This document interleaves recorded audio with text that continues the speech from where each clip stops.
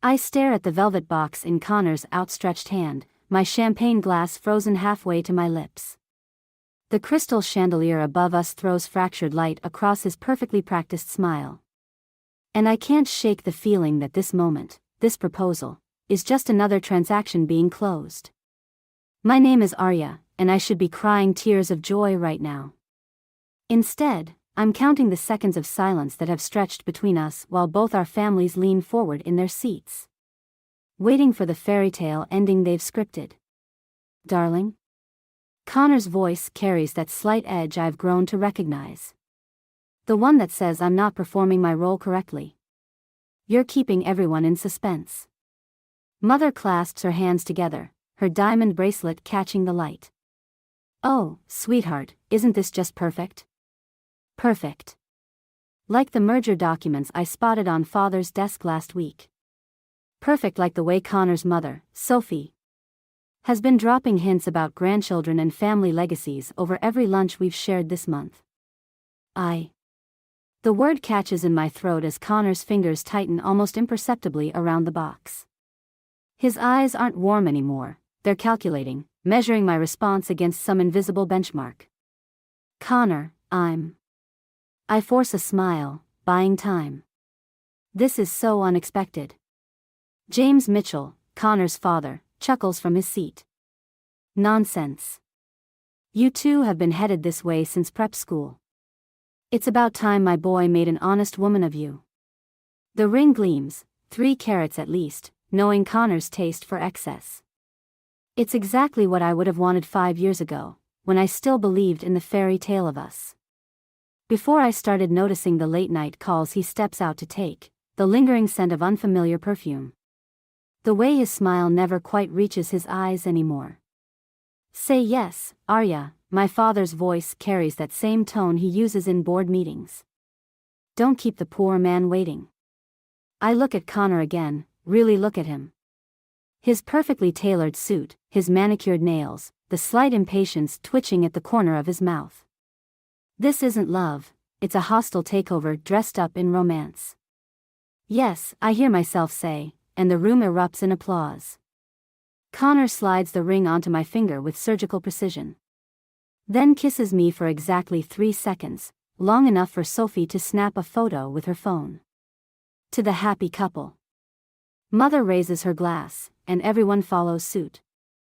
I'm still holding my champagne, untouched, watching the bubbles rise and die. Connor's hand finds the small of my back, possessive. I knew you'd make the right choice, he whispers, and something in his tone makes my skin crawl. This isn't a proposal, it's a warning. Later, after the congratulations and the toasts, after both families have finally left us alone in the restaurant's private dining room, Connor checks his phone. His face illuminates with genuine warmth for the first time all evening, the kind of smile I haven't seen directed at me in months. Business? I ask, though I already know it isn't. Always working, darling. He stands, straightening his jacket. I have to take this. Wedding plans tomorrow? I nod, watching him stride away, already speaking softly into his phone. The ring feels heavy on my finger, like a shackle rather than a promise. I take another sip of champagne, letting the bitter taste linger on my tongue. This isn't the end of our story, it's the beginning of his downfall. He just doesn't know it yet. 3 days after the proposal, I sit in Mother's sunroom, surrounded by wedding magazines and her endless chatter about color schemes. The diamond on my finger catches the morning light, throwing accusatory sparkles across the walls. The Mitchells suggested the Grand Plaza for the reception, Mother says, marking another page with a sticky note. Sophie knows the owner personally. Wouldn't that be lovely? I trace the rim of my teacup. Lovely. Just like the merger papers Father's been reviewing. Mother's hands still over the magazine. Arya, dear, business arrangements have always been part of society marriages. Your father and I had a love match.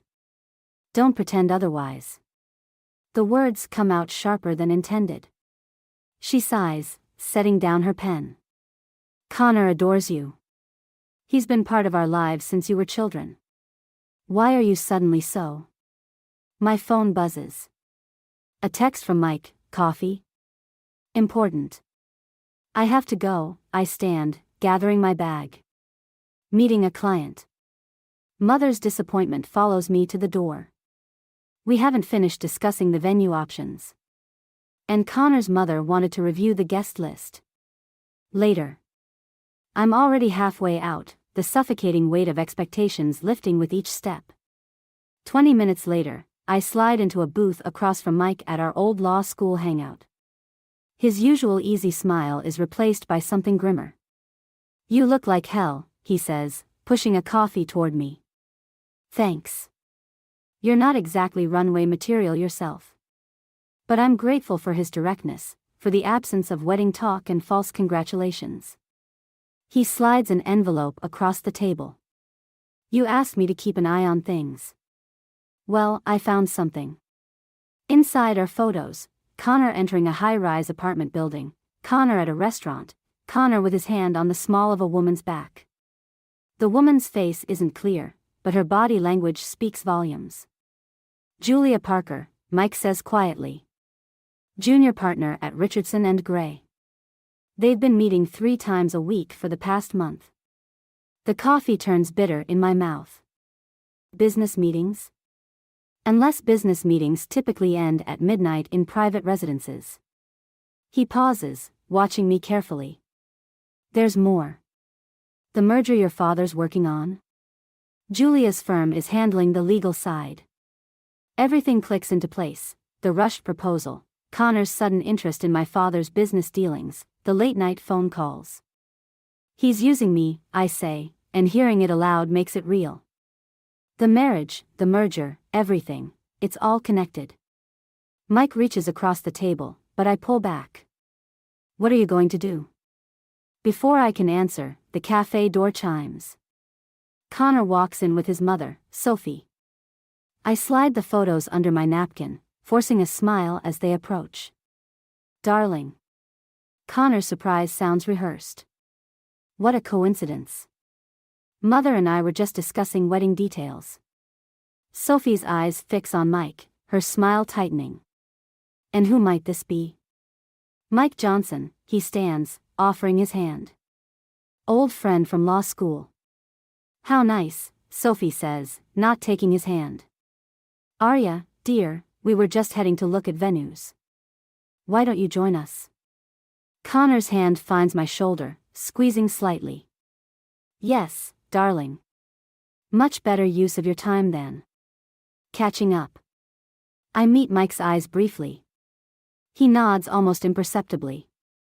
Of course, I stand, gathering my things. Mike was just leaving anyway.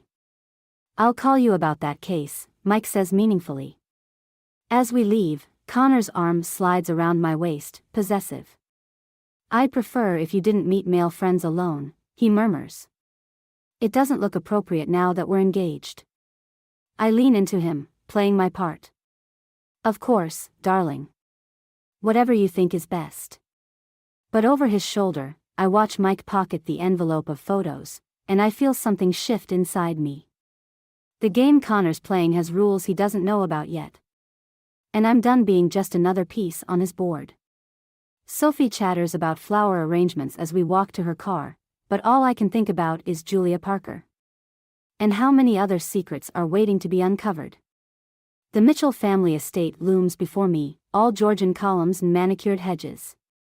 I'm here for another wedding planning session, but my real purpose weighs heavy in my jacket pocket, a small recording device Mike gave me yesterday.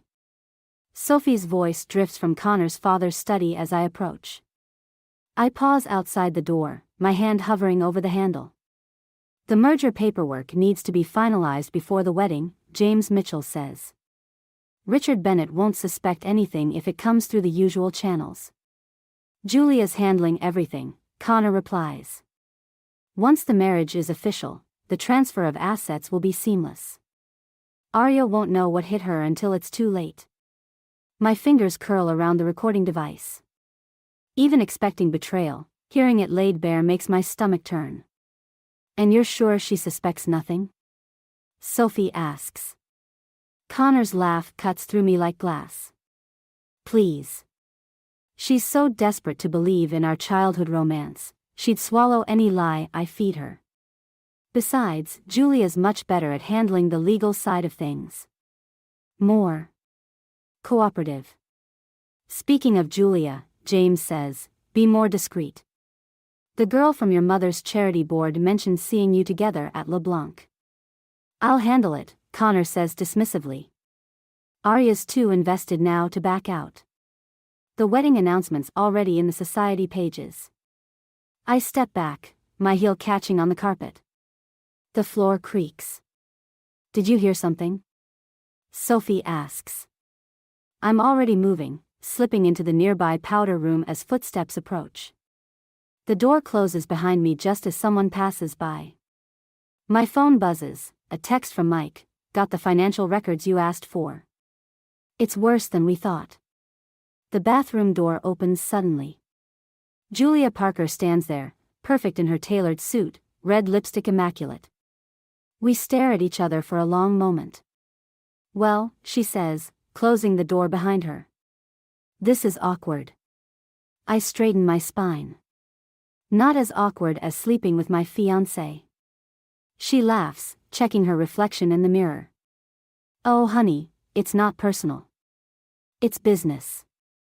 Connor needed someone who understands the bigger picture. The hostile takeover of my family's company? Smart girl. She reapplies her lipstick. But not smart enough to see it coming, were you? Too busy planning your fairy tale wedding. Does it make you feel powerful? I ask. Being the other woman? Her smile falters slightly. Other woman? Please. I'm the only woman. You're just the signature he needs on the merger documents. She moves closer, her perfume cloying. Here's some free advice, take the settlement they'll offer after the divorce. Fight it, and you'll lose everything. The recording device feels heavy in my pocket. Thanks for the tip. She reaches for the door, then pauses. You know what's funny? Connor said you were too naive to play in the big leagues. Guess he was right. After she leaves, I wait 30 seconds before following. Connor's voice stops me in the hallway. Darling, there you are. He kisses my cheek, and I force myself not to flinch. Mother's been looking for you. Something about table arrangements. I just ran into Julia Parker, I say, watching his face. Interesting woman. His expression doesn't change, but his hand tightens on my arm. One of our legal consultants. Brilliant mind. Among other assets, I'm sure. His smile turns cold. Careful, darling. Jealousy doesn't suit you. No? I step closer, lowering my voice. What would suit me better? Blind obedience? Silent compliance? We'll discuss this later, he says through clenched teeth. Mother's waiting. I pull away. Of course. Wouldn't want to keep anyone waiting. As I walk toward the dining room where Sophie waits with her wedding binders and social expectations, I touch the recording device in my pocket. Connor thinks he's orchestrating a perfect plan, but he's forgotten something crucial. In chess, the queen is the most powerful piece on the board. And I'm done being his pawn. Mike's apartment is a mess of papers and surveillance photos spread across his coffee table. I pick up a document, my father's signature stark against the white paper. They've already started transferring assets, Mike says, handing me a coffee. The merger's just a smokescreen. Once you're married, Connor's firm gains controlling interest in your family's company. I set down the transfer documents. And Julia? She's been Connor's inside counsel for months. Every contract, every deal, she's buried the real terms in legal jargon your father's lawyers wouldn't catch without a forensic audit. A photo catches my eye, Connor and Julia leaving her apartment building at dawn. When was this? Yesterday morning. Right before your engagement brunch. The coffee burns my throat. I'd sat next to him for 2 hours, playing the blushing bride while he'd probably still smelled of her perfume. My phone buzzes. Connor. I silence it. There's more. Mike hesitates. Your mother's trust fund? The one your grandmother left her? They found a way to access that too. The room tilts slightly. That's impossible. Those accounts are protected. Not if the trustee signs them over.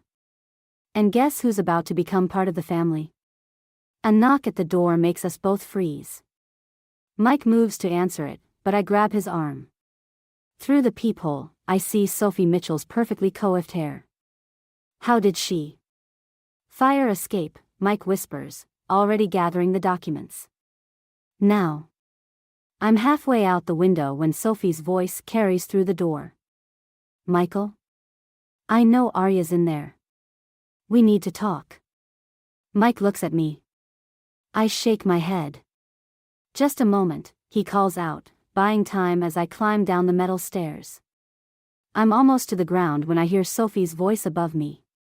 Really, Arya? How undignified. She's leaning out Mike's window, looking more amused than angry. We can do this the easy way or the hard way. Your choice. Like you gave Connor a choice? The words escape before I can stop them. Her smile falters. Come back up. There are things you need to understand. I understand plenty. Do you? She leans further out. Did you know your father's company is already failing? That this merger is the only thing keeping your family from bankruptcy? I stop climbing. That's right, she continues. Connor's not the villain you think he is. He's saving your family's legacy. The only question is whether you'll help us do it cleanly, or make things messy. By marrying him while he sleeps with Julia? Marriage is business, dear. Love is a luxury we can't always afford. She straightens her jacket. Come up, and I'll show you the real numbers. Then you can decide if your pride is worth your family's ruin. I look down at the alley below, then up at Sophie's calculating smile. Either way, I'm trapped. Fine, I say, climbing back up. Show me. In Mike's apartment, Sophie pulls out a tablet, displaying spreadsheets that make my stomach sink. Red numbers. Massive debt. My father's signature on desperate loans. Your father doesn't know we know, Sophie says softly. We could destroy him. Or save him. Your choice. Mike stands in the corner, his face grim. We both know what this means. The evidence we've gathered against Connor is now a double-edged sword. You have until tomorrow to decide, Sophie stands, smoothing her skirt. Choose wisely. After she leaves, Mike touches my shoulder. Arya. I shrug him off. Get me everything you can on Julia Parker. If I'm going down, I'm taking them all with me. This isn't just about revenge anymore, he warns. No, I look at the financial records, at the photos of Connor and Julia, at the ruins of my family's legacy. Now it's about survival. The engagement ring catches the light as I clench my fist. I've never felt more trapped, or more determined to fight my way out. The engagement party glitters around me like broken glass. I watch Connor work the room, his hand possessively at Julia's waist as he introduces her to various business associates.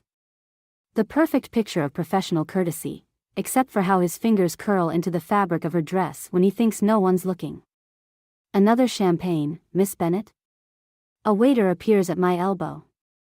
Water, I say, trading my untouched glass. With lime. Father approaches, his bow tie slightly askew. Princess, you should be mingling. The Hendersons are asking about you. In a moment. I touch his arm. Dad, about the merger. Wonderful news, isn't it? His eyes are bright, unfocused. Connor's restructuring proposal will save everything. Should have done this years ago. My chest tightens. Did you read the full contract? Sophie's had her people review everything. Top-notch legal team. He pats my hand. Don't worry your pretty head about business matters. That's what having a strong son-in-law is for. Across the room, Connor catches my eye and raises his glass. I mirror the gesture, bile rising in my throat. Mike's text buzzes in my clutch, documents ready. Say the word. I type back, not yet. Need one more piece. Julia breaks away from Connor's group, heading toward the powder room. I count to 30, then follow. She's touching up her lipstick when I enter. Enjoying the party? Almost as much as you're enjoying my fiancé. I lock the door behind me. Her hand stills. Careful, Arya. You're playing with fire. No, I pull out my phone, showing her the photos Mike took. I'm playing with gasoline. And I have matches. She studies the images, her composure cracking slightly. What do you want? The truth. About the merger, about Connor's plans after the wedding, about how your father's company is hemorrhaging money. She turns to face me fully. Or about how Connor plans to strip it for parts once he has control.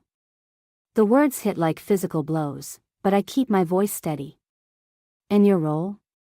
I get partner at Mitchell & Sons, plus a percentage of the liquidation. Her smile turns sharp. Connor gets everything else. Including your mother's trust fund. You really think I'll let that happen? You really think you can stop it? She steps closer. Face it, Arya. You lost this game before you knew you were playing. The contracts are signed. The transfers are in motion. In 3 weeks, you'll be Mrs. Connor Mitchell, and everything your family built will belong to us. My hand shakes as I reach into my purse. Thank you, Julia. For what? I hold up the recording device. Her face drains of color. For confessing. I unlock the door. Oh, and Julia? Red isn't your color. I'm halfway across the ballroom when Connor intercepts me.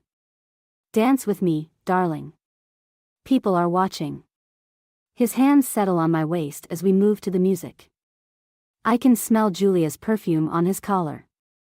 Mother told me about your little investigation, he murmurs. Very resourceful. But ultimately pointless. Like our engagement? His fingers dig into my hip. Don't be dramatic. This is business. No, I say softly. This is war. He spins me under the chandelier light. A war you can't win. Your father's signature is on every document. The merger goes through with or without the wedding. But with it?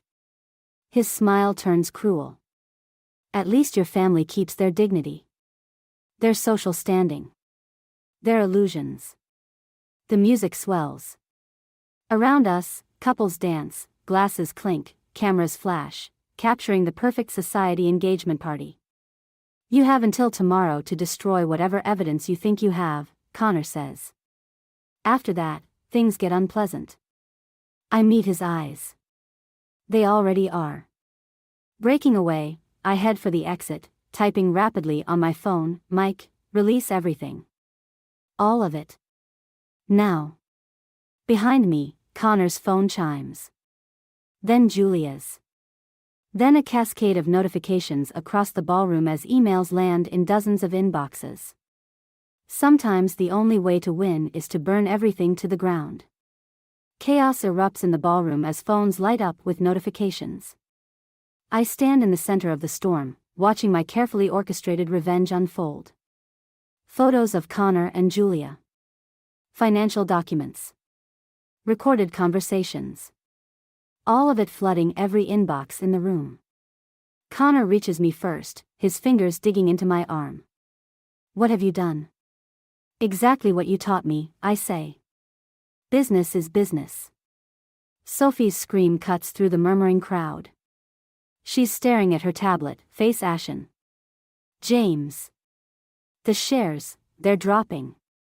Father pushes through the crowd, his phone in his trembling hand. Arya, tell me you didn't. I had to. My voice cracks. They were going to destroy everything. We were saving it. Connor's mask finally slips, revealing the rage beneath. Your father's company was dead anyway. We could have salvaged something. Julia appears at his side, her composure shattered. The SEC is already responding to the emails. They're launching an investigation. The room spins as reality crashes in. I've blown up everything, not just Connor's plans, but my family's legacy, our reputation, everything we've built. Princess, father's voice is barely a whisper. Those contracts you exposed. They have my signature. The SEC will arrest you, James Mitchell finishes, his face hard. Unless what? I demand. Unless we contain this. Connor's calm returns, more terrifying than his anger. Deny everything. Claim the documents are forged. Your father keeps his freedom, our companies survive, and the wedding proceeds as planned. You can't be serious. Dead serious. He steps closer, voice low. You wanted to play hardball? Fine. But remember, you're not the only one who can destroy lives. Mother appears, tears streaming down her face. Richard, they're saying terrible things. That you knew about the fraud, that you... It's a mistake, father says quickly. Just a mistake. Right, princess? All eyes turn to me. The weight of generations of legacy, of my father's freedom, of my mother's happiness, it all hangs on my next words. Mike pushes through the crowd.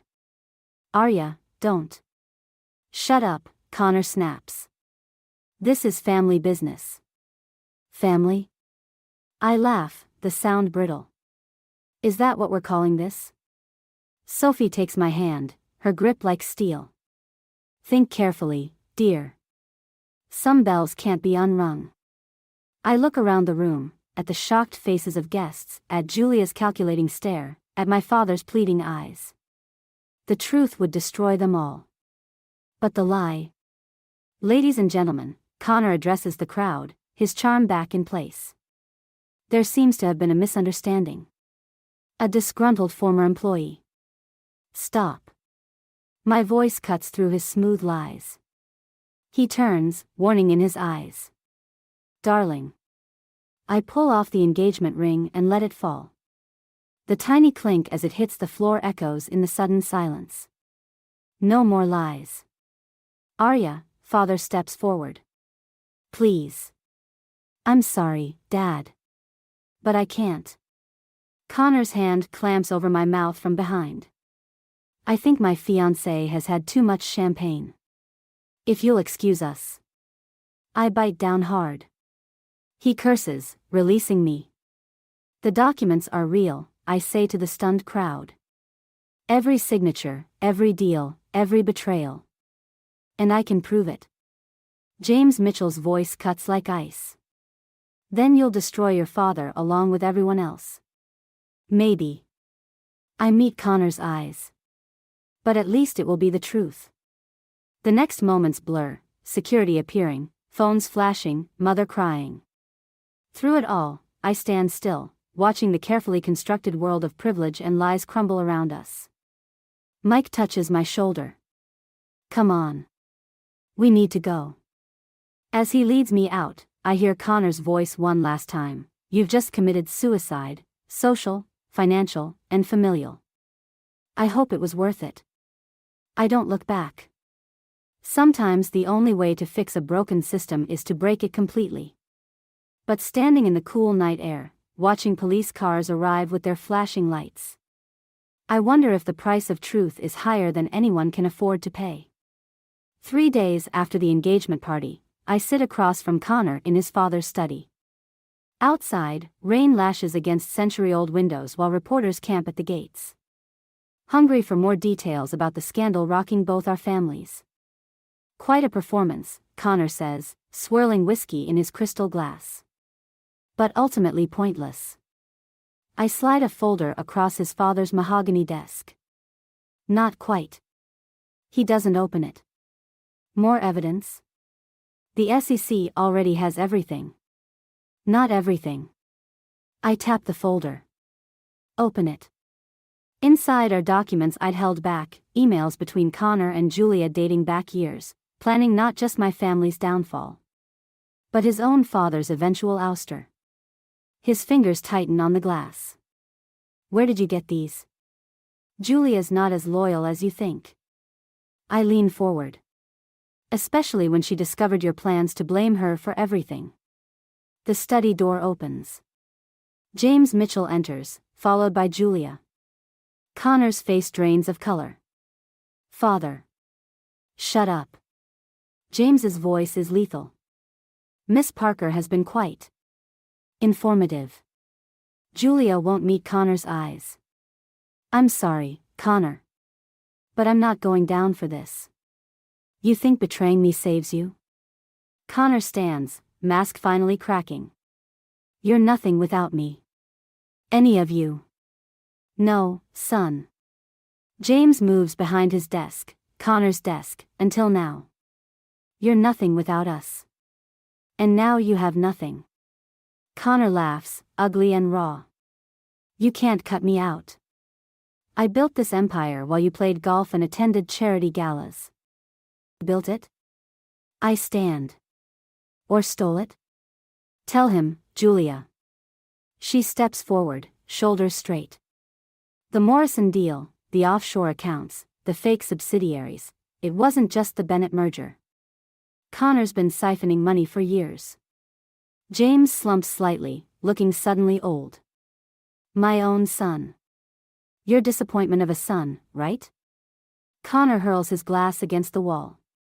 Never good enough, never measuring up. Well, I measured up. I beat you at your own game. The game's over, I say quietly. The FBI is outside. His head snaps toward the window. Red and blue lights reflect off the rain-streaked glass. You wouldn't, he whispers. Your father has already made a deal. Full cooperation in exchange for immunity. I move closer. Did you really think I'd destroy my family to destroy you?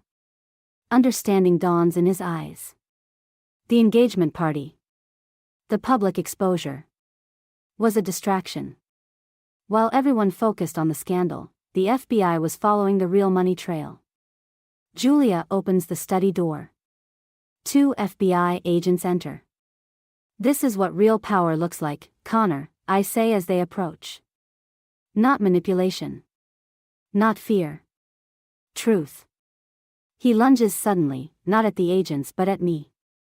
His fingers close around my throat.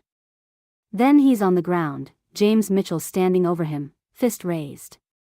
That's enough. As the agents cuff him, Connor looks up at me. I loved you once. Did you know that? No, I touch my throat. You loved what I represented. There's a difference. Connor Mitchell, the agent recites his rights as they lead him away. Julia follows with another agent, head high, ready to make her own deal. James pours 2 drinks, hands me one. You've destroyed my son. He destroyed himself. I just showed everyone who he really was. And who are you, Arya Bennett? I look at my reflection in the whiskey, remembering the naive girl who once dreamed of a fairy tale ending with Connor Mitchell. Someone who chose truth over power. I set down the untouched drink. Goodbye, Mr. Mitchell. Outside, the rain has stopped. Reporters surge forward as Connor is led to a waiting car. Camera flashes turn the night into day. Mike waits by my car. You okay? I watch Connor's vehicle disappear into the night. Ask me tomorrow. Was it worth it? I think of my father's face when I showed him the FBI's deal, of my mother's tears of relief.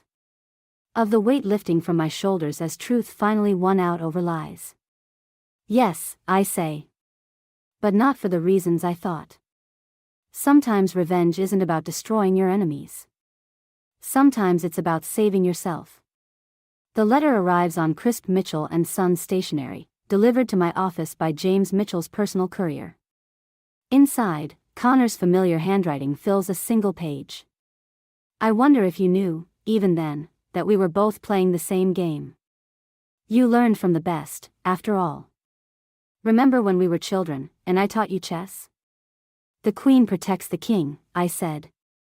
But you always preferred to sacrifice your king to win the game. You didn't just beat me, Arya. You became me. I set the letter down as father enters my office, looking older but somehow lighter since the trial ended. The board approved the restructuring, he says, settling into the chair across from me. James Mitchell's stepping down. They want fresh blood at the helm. And you? Retirement suits me. He studies my face.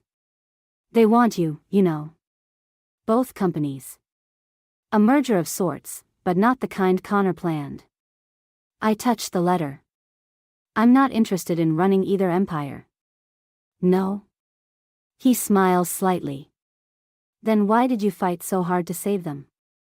Because they needed saving. Not owning. Mike appears in the doorway, case files under his arm. Sorry to interrupt, but the Richardson and Gray partners are here.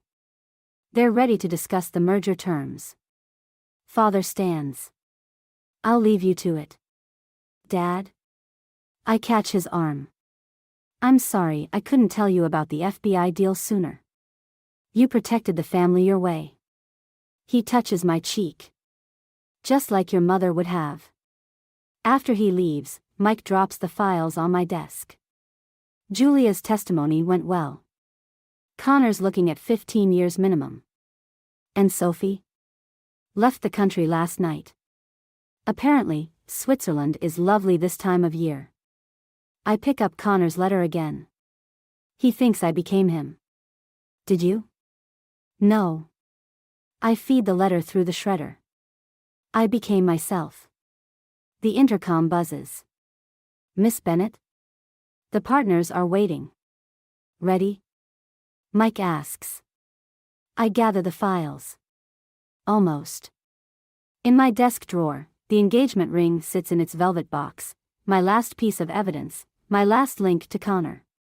I consider it for a moment, then leave it there. Some things are better left buried.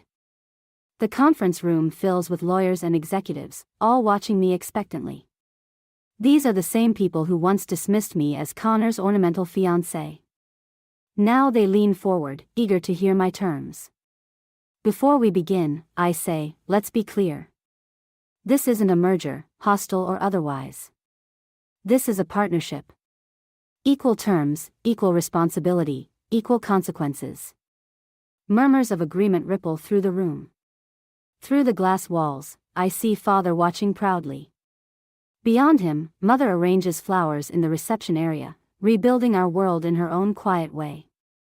The documents are standard, I continue, but my mind drifts to Connor, sitting in his cell, probably still plotting, still scheming. Still believing that power means control. He never understood that real power isn't about what you can take. It's about what you choose to give up. Miss Bennett? One of the partners prompts. Shall we proceed? I look around the table, at Mike's encouraging nod, at the future stretching out before me, unmarked by revenge or regret. Yes, I say. Let's begin. Later, standing at my office window, I watch the city lights flicker on. My phone buzzes with a text from an unknown number, you won. But at what cost? I don't need to ask who it's from. Connor always did need the last word.